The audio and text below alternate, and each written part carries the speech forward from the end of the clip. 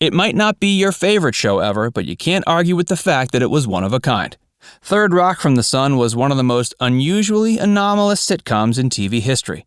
It became known for its unique blend of lewd humor and physical comedy, but also featured a gifted and renowned cast of actors, who garnered the show a great deal of critical acclaim that it deserved. The series ran from 1996 to 2001 on NBC and starred John Lithgow, French Steward, Kristen Johnston, and Joseph Gordon-Levitt as four out-of-this-world intergalactic travelers from a star system on the border of Cepheus-Draco. While posing as humans in the fictional town of Rutherford, Ohio, they're forced to work alongside humans that were completely oblivious to their little secret. Seeing as the series is celebrating its 25th anniversary this year, it only seems appropriate that we share with you 12 little-known facts about the award-winning series you probably never knew. The pilot was filmed for ABC. ABC had originally commissioned the pilot for their 1995 fall schedule, but they were ultimately unimpressed by what they received and scrapped it. NBC took a peek at it after their rival network announced they had lost interest. They liked what they saw and decided to develop the series on their own. Still, some NBC execs weren't entirely convinced the show fit NBC's brand, so they had the pilot reshot per their specifications. Early reviews cast the series in a negative light. While the series' cast and writing was praised by critics, it still came under fire for employing way too many juvenile jokes about sex and various parts of the human anatomy. Third Rock from the Sun was celebrated for being offbeat and eccentric, but critics weren't exactly amused by its frequently dirty adult subject material.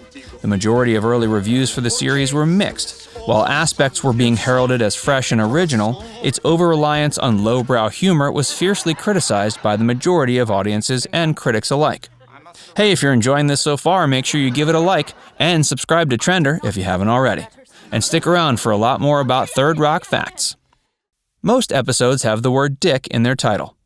Of the series' 139 episodes, 108 of them include the main character Dick Solomon's first name in the title.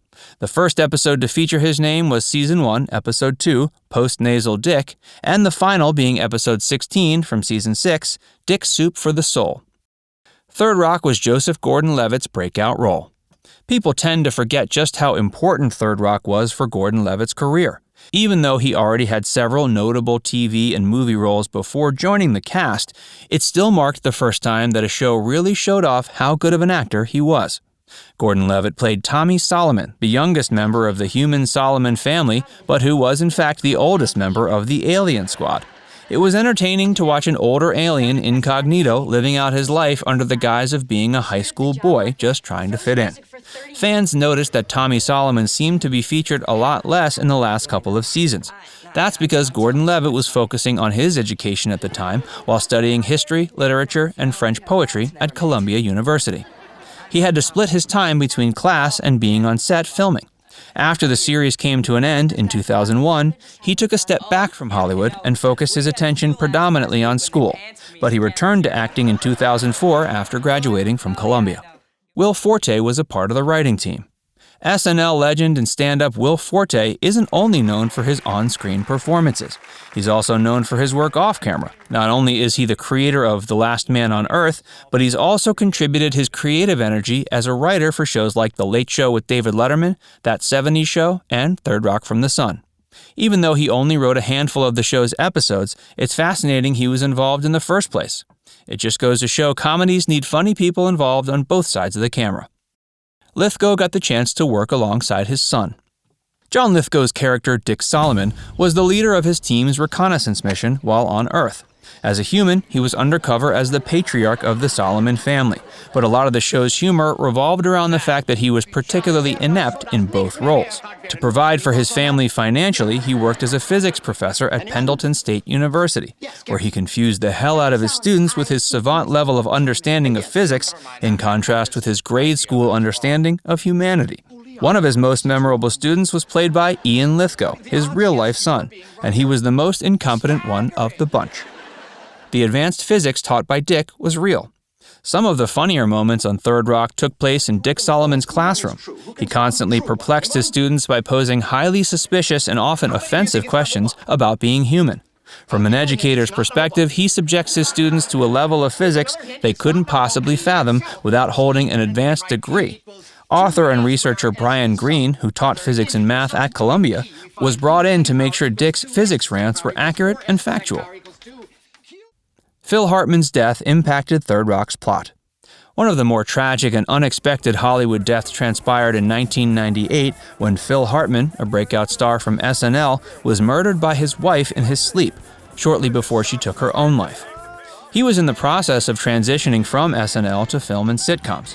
His death sent shockwaves across the industry. There were major repercussions to his death in the TV world that few were aware of. Shows like News Radio, The Simpsons, and Third Rock from the Sun all had to make serious changes after his passing.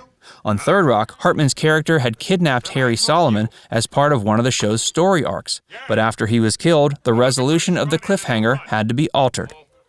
French Stewart took a beating for the show. Harry Solomon was a sweet yet quirky guy. He might not have been the brightest crayon in the box, and sure, he did more harm than good in most situations, but he wasn't a bad guy. In addition to being Dick's brother, he was also a part of the alien reconnaissance team sent to study Earth. He was also one of the most important comedic elements of the show, especially for all the physical comedy he brought to the table. French Stewart came up with his character's signature squint and offbeat mannerisms, but he also subjected himself to a lot of bumps and bruises just to get a laugh. He would routinely take a beating for comedy's sake, which obviously took a toll on him over time.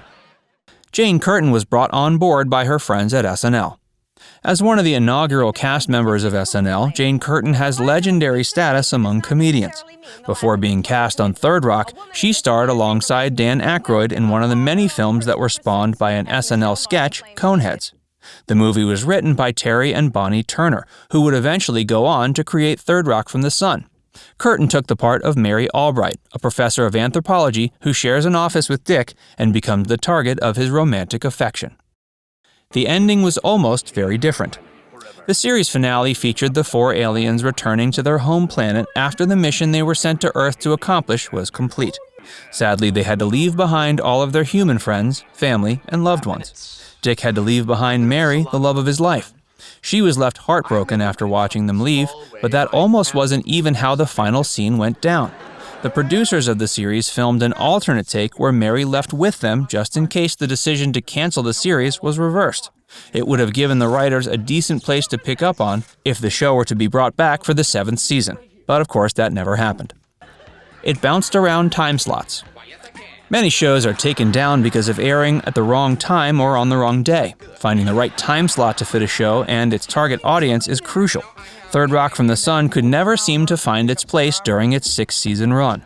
During that time, it had 13 different time slots, which is a lot. Despite the fact that it bounced around the schedule, the series maintained a reasonable level of popularity. If NBC had given it a consistent time slot, maybe it would have had the chance of drawing in a much bigger audience. Now we'd like to hear from you. Did you enjoy watching Third Rock from the Sun when it was on the air, or were you not a huge fan of its lowbrow brand of humor? Let us know what you think in the comments section. And before you go, make sure you give this video a like and subscribe to Trender if you haven't already. Click the bell icon to stay updated on all our latest content.